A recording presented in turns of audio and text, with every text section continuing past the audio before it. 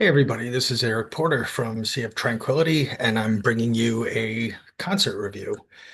You may remember about a month ago, I did a short episode on jam bands and talking about wanting to talk about that scene more and planned on exploring and, kind of diving in. And there's so many new bands out there that it just seemed like a genre that I wanted to represent. And if you watch me on Sea of Tranquility, you do know that there's a ton of guitar music in the jam band scene, so that always appeals to me.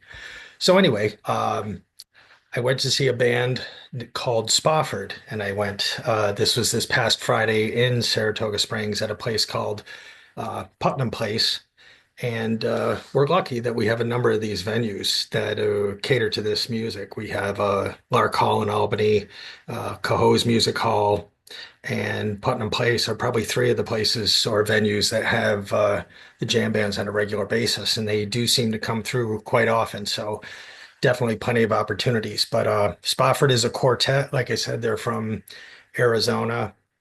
And from what I can tell, these guys are road dogs. I mean, they've been out on the road. It seems like they're constantly touring. And I do think that's part of this. These bands are always playing, whether it's festivals, touring together. Sometimes you get to see two or three bands on these bills. And obviously, if you go to one of the festivals, you see, all day or a full weekend of jam bands. So anyway, they pulled into town on Friday.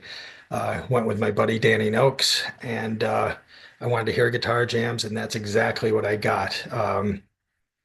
Just long, extended. They kind of use their songs as a platform, and I'm not going to pretend that I know their music yet. I really had just gone out and kind of checked them out on YouTube and was listening to a couple of their live releases to kind of prime myself for the show. But if I'm going to do a jam band show, I guess I have to have a little field experience. So I figured I got to start doing these shows.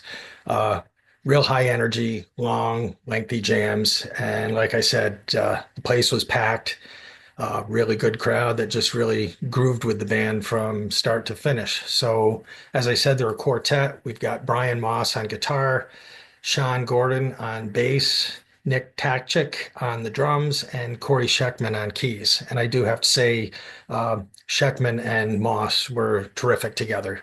That combination of organ and guitar just always kills me, and that's really what they did. But Scheckman had quite a keyboard arsenal at his disposal. He, just tons of keyboards all over the place. But again, you get down to that organ and guitar, that's really what does it for me. So the band played, I would say, probably two 75-minute sets.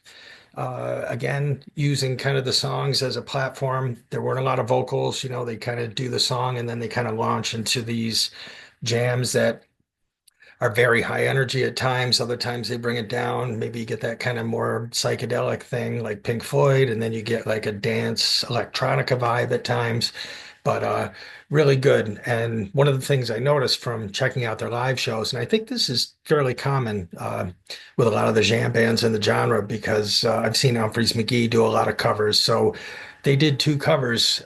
They did Peaches from the Presidents of the United States of America, if you remember that tune going back to the 90s, and a real interesting version of Stone Temple Pilots Plush, where they kind of gave it like a dance electronica beat. You might not think that would work, but it was terrific. And then from there, they really kind of did that song with that and then kind of launched into another one of their jams. So again, that's their thing. We're talking about, I'd say maybe four songs, five songs a set.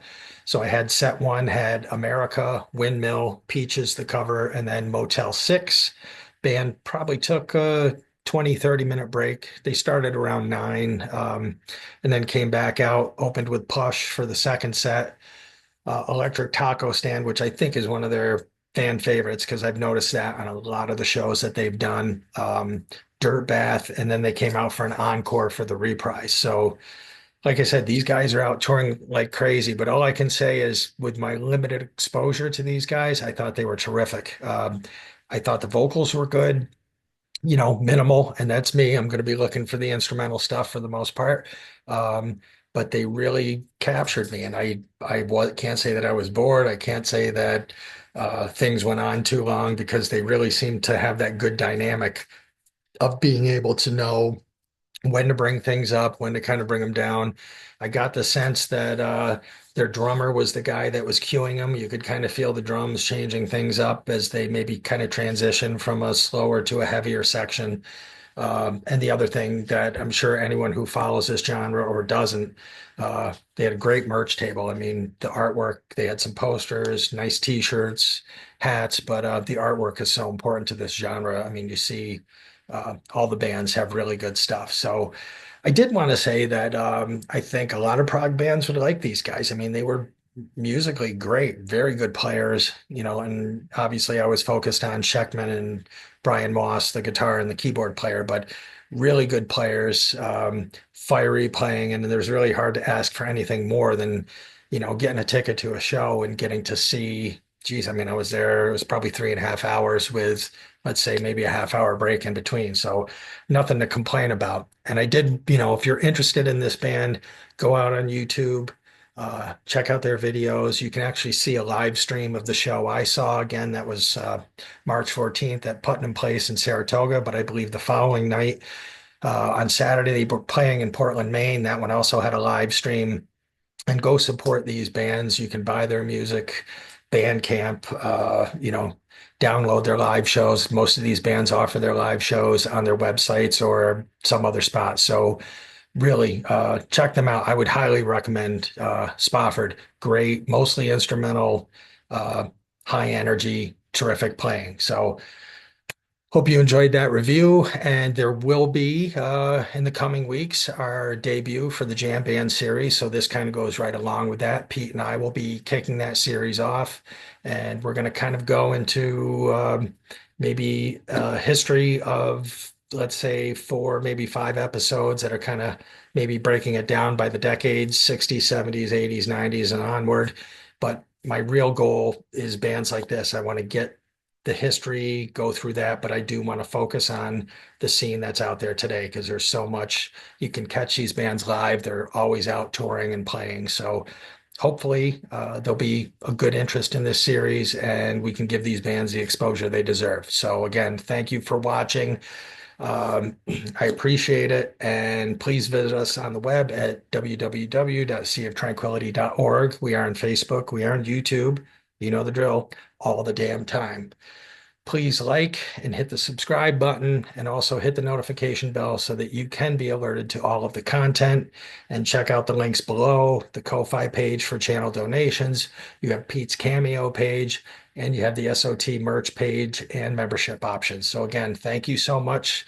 I appreciate it. I should have more of these coming to you because I plan on checking this out. This is a scene. You got to see these bands live. So make sure you do that.